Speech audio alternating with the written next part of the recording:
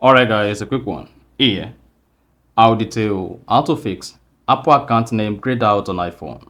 So if at the end of this you found this offer informative, please don't forget to like and then subscribe. Now the first one today is go ahead and open the settings app on your iPhone.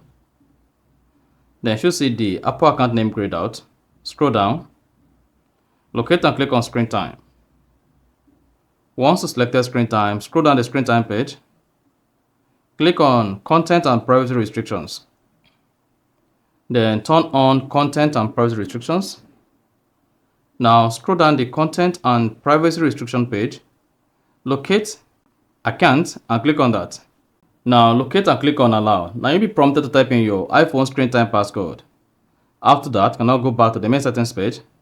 Then you should see your Apple account, iCloud account name accessible. You see that? So that is exactly how to fix Apple account name grayed out on iPhone. So if you found this offer informative, please don't forget to like and then subscribe.